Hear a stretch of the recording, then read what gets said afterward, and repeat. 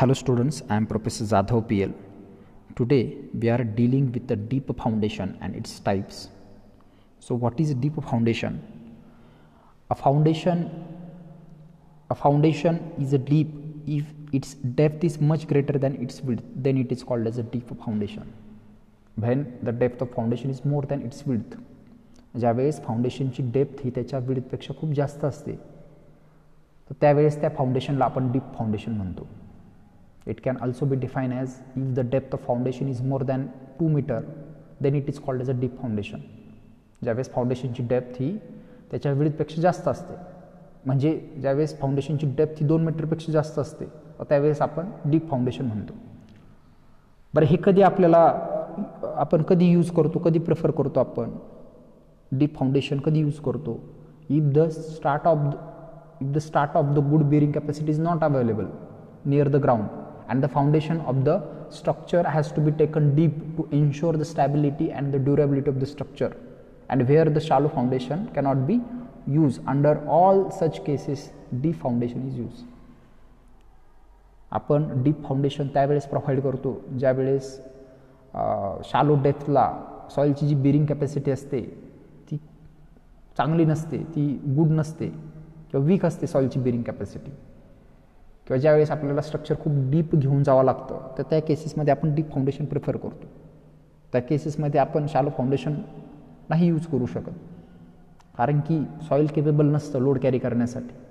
त्यावेळेस आपल्याला hard सर्फेसवरती load transfer करण्यासाठी आपल्याला जोपर्यंत हार्ड स्ट्राटा लागत नाही तोपर्यंत आपल्याला ॲक्सव्हेशन करावं लागतं, तोपर्यंत आपल्याला डीप जावं लागतं. तर त्या फाउंडेशनला आपण डीप फाउंडेशन म्हणतो. Deep foundation is required to carry load from the structure through the weak compressive soil on the stronger and the less compressible soil or the rock at the depth. जोपर्यंत hard strata लागत नाही तोपर्यंत आपल्याला ते structure deep घेऊन जावं लागतं, तर त्या फाउंडेशनला आपण डीप फाउंडेशन म्हणणार. नेक्स्ट आपल्याला पाहायचं आहे, पहा, classification of the deep foundation. Basically deep foundation can be categorise into 3 types. First one is a piles, second one is a caissons, and third one is a well foundation, or you can also say that coffer dams. Pile can either परत पाईलचे 2 type पडतात, 2 कॅटेगरीमध्ये त्याला आपण classification करू शकतो on the basis of the its function and material to be use for the construction of the piles. पाईलचं परत आपण पाईल फाउंडेशनचं परत क्लासिफिकेशन आपण 2 प्रकारे करू शकतो. पहिला प्रकार म्हणजे on the basis of the function, ते कसं कार्य करतं, त्याचं फंक्शन काय, त्याच्यावरून आपण सॉइलचं क्लासिफिकेशन करतो. आणि दुसरा प्रकार म्हणजे पाईल फाउंडेशनसाठी जे आपण मटेरियल यूज करतो त्याच्या बेसिसवरती पाईलचं क्लासिफिकेशन. त्याच्यानंतर केजनचे पण 2 टाईप आहेत, ओपन केजन आणि बॉक्स केजन. आणि तिसरा आहे वेल फाउंडेशन, त्याच्यामध्ये coffer dams, earthfill coffer dams, rockfill coffer dams, sheet piles, coffer dams, असे टाईप्स येतात. ते 1 बाय 1 आपल्याला पाहायचे आहेत. सर्वात प्रथम आपण पाईल फाउंडेशन म्हणजे काय ते पाहूया. तर पाईल foundation is a type of deep foundation. Deep foundation कशाला म्हणतो? ज्या फाउंडेशनची डेप्थ ही त्याच्या विड्थपेक्षा कमी असते, त्या विड्थपेक्षा जास्त असते, खूपच जास्त असते. ज्या फाउंडेशनची डेप्थ ही खूप जास्त असते त्याच्या विड्थपेक्षा, त्या फाउंडेशनला आपण डीप फाउंडेशन म्हणतो. मग पाईल फाउंडेशन म्हणजे काय? In pile foundation is that type of foundation in which the load are taken to the low level by means of the slender vertical members. स्ट्रक्चरचा जो काही लोड आहे तो खूपच आपण खोलावरती घेऊन जातो by using the slender vertical मेंबर्सचा पाईलचा वापर करून आपण स्ट्रक्चरचा लोड हार्ड सरफेसवरती खूपच जमिनीमध्ये खोलावरती घेऊन जातो, तर त्या सिस्टमला म्हणायचं पाईल फाउंडेशन. पाईल फाउंडेशन कधी यूज करतो आपण, कोणत्या सर्कमस्टन्सेसमध्ये यूज करतो? तर ज्या ठिकाणी सॉइलची बेअरिंग कॅपॅसिटी खूप वीक असते किंवा सॉइलची जी कंप्रेसिबिलिटी असते खूप हाय असते, तर त्या केसेसमध्ये आपल्याला पाईल फाउंडेशन प्रिफर करावं लागतं. ज्यावेळेस आपल्याला ॲक्सव्हेशन करणं पॉसिबल नसतं, तर सॉइलच्या कंडिशनमुळं कधीकधी दलदलीचा भाग असतो, ग्राउंड वॉटर टेबल खूपच हाय असतं, पाण्याची पातळी ग्राउंड वॉटर लेवल ही खूपच जास्त असते, तो सरफेस ड्राय ठेवणं कठीण असतं, तर त्या केसेसमध्ये आपण पाईल फाउंडेशन प्रिफर करतो. तर पाईल फाउंडेशन ह्या सर्कमस्टन्सेसमध्ये आपण प्रिफर करतो when it becomes impossible to keep the foundation trenches dry by the pumping method. So that situation we will prefer the pile foundation. Pile फाउंडेशनचं क्लासिफिकेशन आपल्याला दोन प्रकारे करता येईल. Classification of a piles based on the function. On the basis of the function piles can be divided into 6 categories. First one is end bearing cap pile. पहिला प्रकार आहे end bearing. दुसरा प्रकार आहे friction pile. Third one is a compaction pile. Fourth one is a tension pile. Next one is a अँकर pile and next one is a sheet pile. तर आपल्याला 1 bye 1 पाहायचे. आधीचं जे क्लासिफिकेशन आपण पाहिलं ते on the basis of the function पाहिलं. आत्ता हे जे क्लासिफिकेशन आहे on the basis of the material. While construction of the pile foundation the material to be used. On that basis, piles can be classified into 4 categories. First one is a concrete pile, second one is a timber pile, next one is a steel pile, and fourth one is a composite pile. Material आपण पाईल फाउंडेशनसाठी कोणतं use करतो त्यावरून पाईलचं classification हे 4 कॅटेगरीमध्ये केलं जातं. पहिला प्रकार आहे कॉन्क्रीटचा पाईल.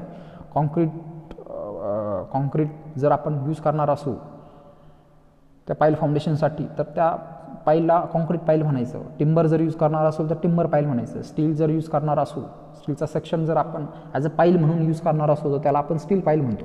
आणि ज्यावेळेस 2पेक्षा जास्त मटेरियल आपण त्या सिस्टममध्ये यूज करणार असू तर त्याला आपण कॉम्पोजिट पाईल्स म्हणतो. ठीक आहे. तर अशा 2 प्रकारे आपल्याला सॉईलचं क्लासिफिकेशन पाईलचं क्लासिफिकेशन आपल्याला करता येईल. नेक्स्ट आपल्याला पाहायचं आहे पहा एंड बेरिंग पाईल. व्हॉट इज एंड बेरिंग पाईल?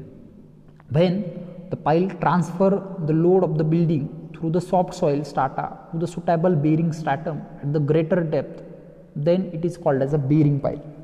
Okay, these are driven into the ground until the hard stratum. जोपर्यंत हार्ड स्ट्रॅटम लागत नाही आपल्याला तोपर्यंत आपण खाली जात राहतो. तर त्या सिस्टमला एंड बेरिंग पाईल म्हणायचं. म्हणजे हार्ड जो सरफेस असतो हार्ड सरफेसवरतीच ते पाईल्स रेस्ट असतात तर त्या फाउंडेशनला आपण एंड बेरिंग पाईल म्हणतो. जोपर्यंत हार्ड सरफेस लागत नाही तोपर्यंत आपण ते पाईल्स खाली घेऊन जातो आणि हार्ड सरफेस लागल्यावरती त्याच्यावरती आपण तो लोड ट्रान्सफर करतो. तर ह्या सिस्टमला म्हणायचं एंड बेरिंग पाईल. डायग्राममध्ये तुम्हाला दिसतंय RCC कॉलम आहे. RCC कॉलमच्या खाली पाईल कॅप आहे पहा. त्याच्या खाली दोन बेरिंग पाईल्स आहेत. ते कशावरती रेस्ट आहेत? त्या हार्ड स्ट्राटावरती रेस्ट आहेत. जे एंड बेरिंगवरती ते रेस्ट आहेत म्हणून त्याला एंड बेरिंग पाईल्स म्हणतो आपण. The load is taken by the hard strata. हा जो काही लोड असतो तो हार्ड स्ट्राटाच कॅरी करतो.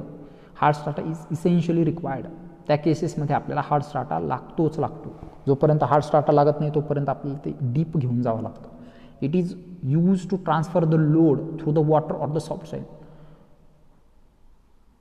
पाण्यामध्ये जर आपल्याला पाईल फाउंडेशन घ्यायचं असेल ब्रिज पियरसाठी किंवा ब्रिजच्या कॉलमसाठी अब्युटमेंटसाठी तर त्या सिच्युएशनमध्ये आपण एंड बेरिंग पाईल प्रेफर करतो.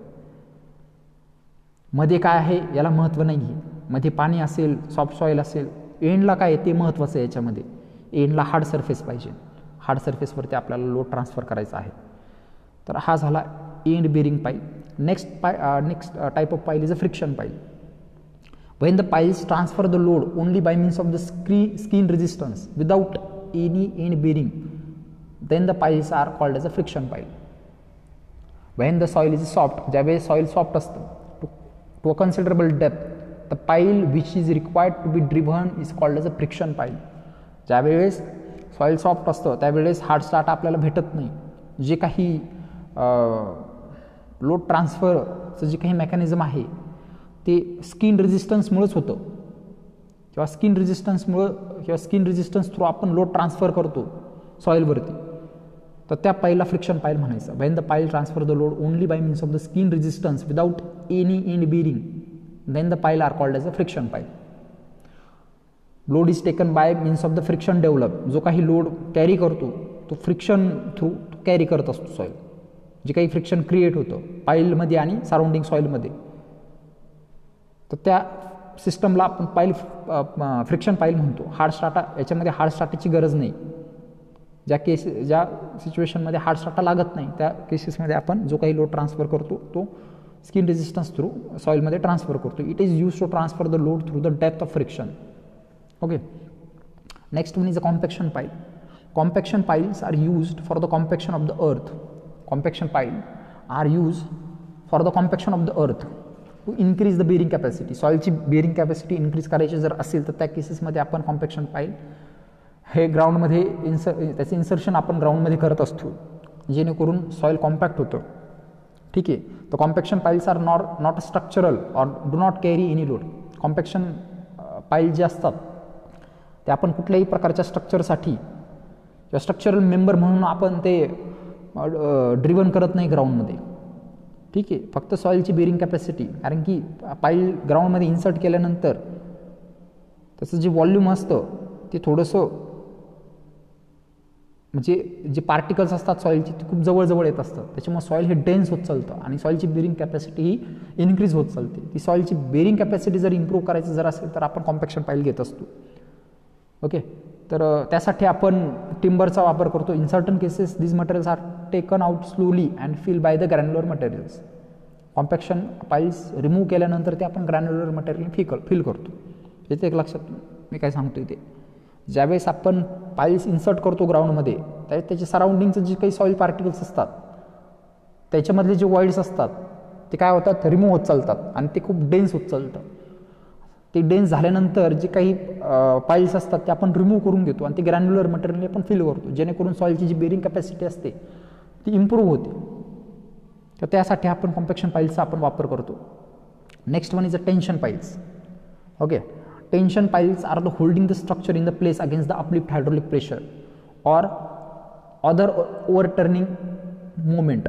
टेन्शन piles आपण जनरली एखादं स्ट्रक्चर होल्ड करून ठेवण्यासाठी, अपलिफ्ट प्रेशरच्या अगेन्स्ट एखादं स्ट्रक्चर होल्ड करून ठेवण्यासाठी आपण टेन्शन पाईल्स प्रोव्हाइड करत असतो पहा. ठीक आहे. नेक्स्ट आहे अँकर piles. When the piles are use to provide the anchorage against the horizontal pull they are called as anchor pile.